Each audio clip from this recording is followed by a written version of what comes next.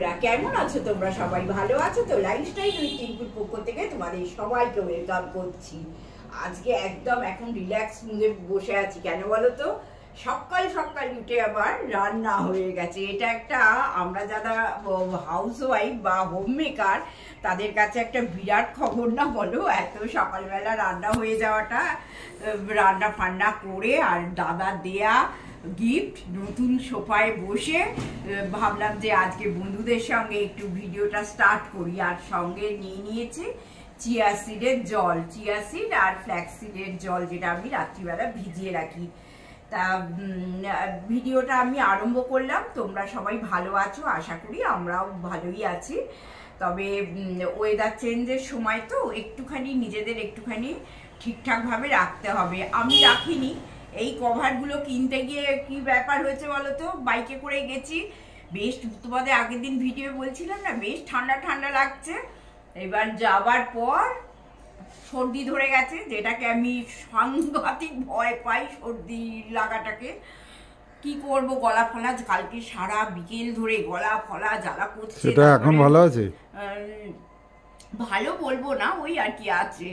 তা সর্দি লেগে গেছে জানো। তা কালকে দাদা ওষুধ দিয়েছে, আবার আজকে দেবে দেখি। আবার আমাদের তো দীঘা যাওয়ার ব্যাপার আছে, বলো না? এই শরীর খারাপ নিয়ে বসে থাকলে হয়? আর আমার সর্দি হওয়া মানে কি বলতো, প্রচন্ড বাড়াবাড়ি হয়, যেটা আমি না একদম আর সহ্য করতে পারি না। আমার যার জন্য কারুর সর্দি হয়েছে শুনলে আমি তার থেকে শতহস্ত দূরে থাকি।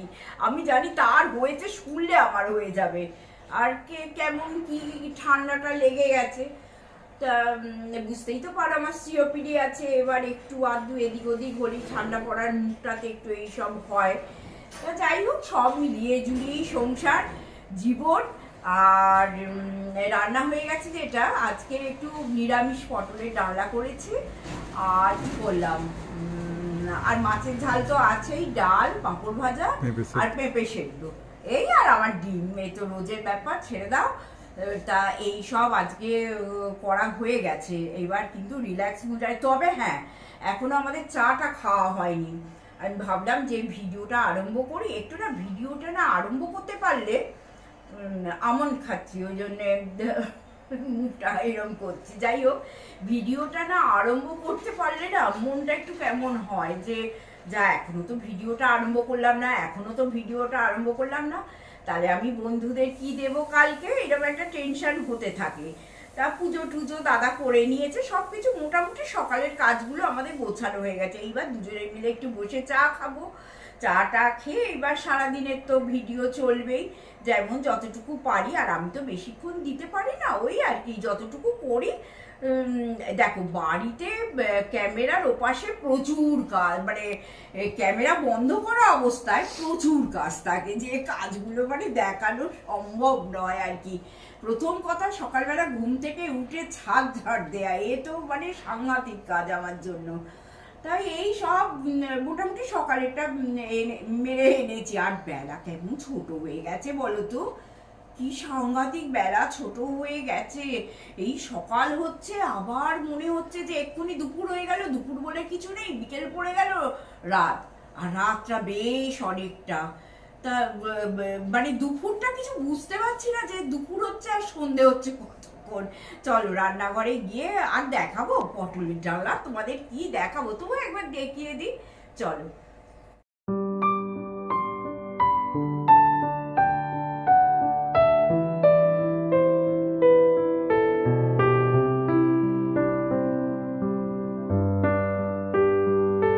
রান্নাঘরে এসে তোমাদের একটু তরকারিটা দেখিয়ে দিই। আর কালকে তো তোমরা জানো মাছের ঝাল ফাল সব ফ্রিজে করা আছে, কোনো অসুবিধে নেই। দুধও জাল হয়ে গেছে, এখানে পেঁপে সেদ্ধ হয়ে গেছে।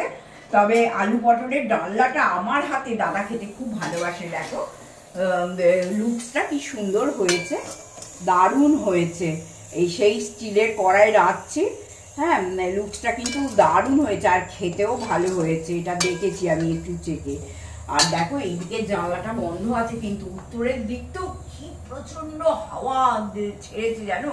এইবার মনে হচ্ছে খুব তাড়াতাড়ি ঠান্ডা পড়ে যাবে। জানলাটাকে বন্ধ করে দিয়েছি, আর গ্যাসও নিভে যায় গো, যার জন্য। আর নিজের এই উত্তরের জানলার মুখোমুখি দাঁড়িয়ে দাঁড়িয়ে কাজ করি তো, মানে সেই জন্যই মনে হয় আমার আরো ঠান্ডাটা লেগে গেছে, কারণ আমি কালকে দাদাকে বলছিলাম এইখানে আমি বটি নিয়ে দাঁড়িয়ে দাঁড়িয়ে কুটনো করছি, কাটা পুরো না হিম হয়ে যাচ্ছে, রাত্রিবেলার কথা বলছি, সেই জন্য হয়তো ঠান্ডাটা লেগে গেছে। সবসময় তো জানো কিচেনে থাকাই মেয়েদের কাজ, আর আমি একটু কিচেন নিয়ে বেশি মাতামাতি করি আর কি, কিচেন একদম টিপটপ থাকা চাই।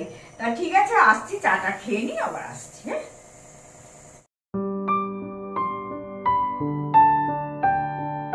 শরীরটা এত খারাপ না, সর্দি হলে যেন আমি বেশি খারাপ হয়ে পড়ি, আর মুখ চোখের হাল দেখো, কালকে হয়েছে, আজকেই অবস্থা খারাপ আমার। যাই হোক, দাদা একটা বাজারে গেছিল, একটা লোভনীয় জিনিস এনেছে কিনে, দেখো কয়েদবেল, কদবেল না কয়েদবেল, এই কয়েদবেল, কয়েদবেল। তা যাই হোক, এক এক জায়গায় এক এক রকম উচ্চারণ, কেউ কদবেল বলে, কেউ কয়েদবেল বলে, যে যেমন পারে বলে, আমরা কয়েদবেল বলি। যাই হোক, এনেছে, আমি দাদাকে বললাম আর একটাও তো নিয়ে আসতে পারতে, বললো যে একটু বেলার দিকে গেছে বলে একটাই পড়েছিল, নিয়ে এসেছি, এটা 20 টাকা দাম নিয়েছে। ঠিক আছে, না চলে যাবে।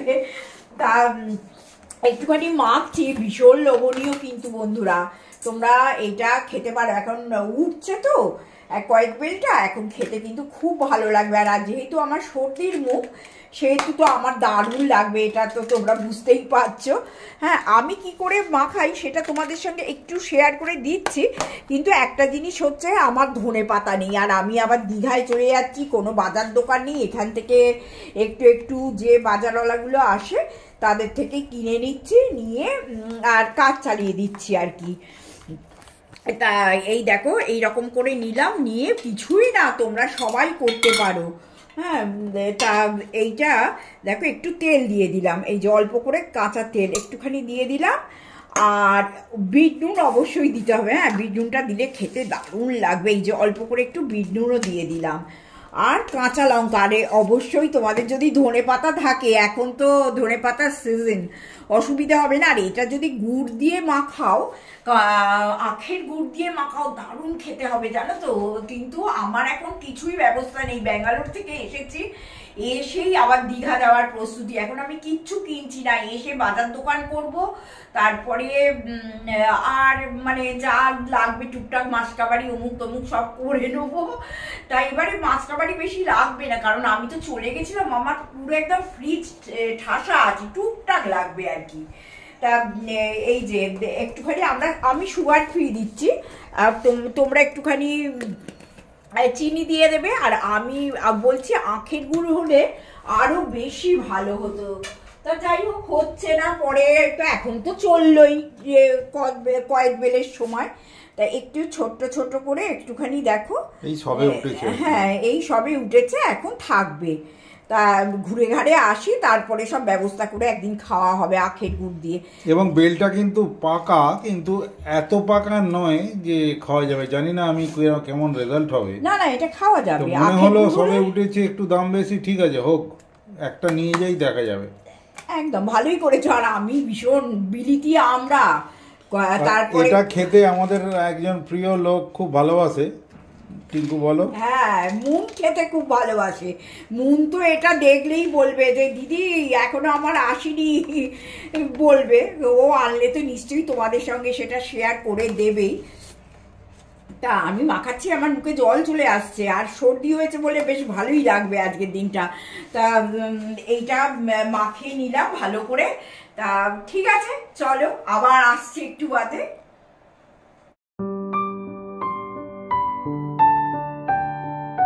ব্যাঙ্গালোর থেকে আসার পর আমার আমি যে জিনিসটা দিয়ে স্ক্রাবিং করি, আমার পুরো শেষ হয়ে গেছে জানো, করবো করে কিছুতেই সময় করে পাচ্ছি না। আবার বাইরেও একটু বেরোতে হয় কেনাকাটা করার জন্য, দাদার সঙ্গে যাই, সবসময় কি বাড়ির কাজ করতে ভালো লাগে বলো। তা এই যার জন্য আমার যারা ভিউয়ার তারা সবাই জানো, এই যে মুসুর ডাল আর বাদাম, মুসুর ডাল আর বাদাম দিয়ে আমি এটা একটা গুঁড়ো করে রেখে দিই, স্নান করার সময় এইটা দিয়ে আমি স্ক্রাবিং করি। হ্যাঁ, এটা আমার সব বন্ধু জানে, আমি আর মানে বলছি না, বেশ কয়েকবারই আমার চ্যানেলে দেখানো আছে। তুমি যে সাবান ইউজ করো না সেটা বলো। হ্যাঁ, আমি কিন্তু গায়ে কোনো রকম সাবান ইউজ করি না, তার সঙ্গে আরো দু একটা জিনিস দিয়ে এটা করি। আমি যেহেতু ওটা বাজারের কেনা, আমি আর নাম করছি না, কারণ আমার তো এটা প্রমোশনাল ভিডিও না, অতএব আমি নাম করছি না। তা সেই সব দিয়ে একটু মানে বাড়িতে তৈরি জিনিসই ম্যাক্সিমাম আমি করি। তা এই যে এইটা আমি গুঁড়ো করে মানে শুকনো ডাস্ট করে আমি রেখে দেবো, বেশ আমার অনেক দিন হয়ে যাবে। হ্যাঁ, আর আসছি দাঁড়াও, করলাটা ভাজা হয়ে গেছে, এবার তোমাদের কি করে করি সেটা একটু ছোট্ট করে শেয়ার করে দেবো।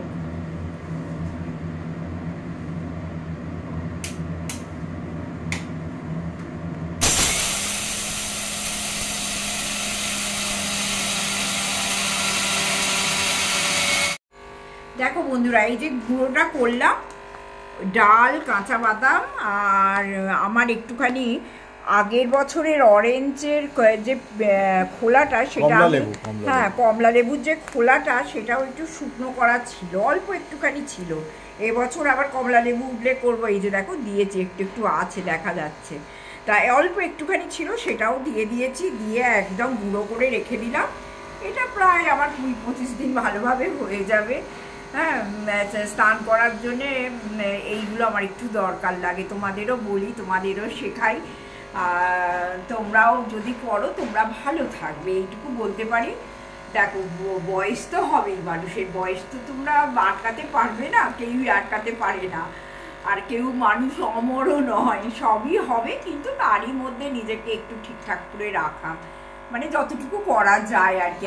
এখানে ভিডিওটা করতে করতে মুনের দেয়া এইটা আমার চোখ পড়ে গেল, দেখো এইখানে আমি টাঙিয়ে রেখেছি, তোমরা সবাই জানো মুন দিয়েছিল আর কি, ওই যে মুনের হ্যান্ড রাইটিংও আছে, বি পজিটিভ, হ্যাঁ, dream big, be kind, work hard, stay humble, keep smiling.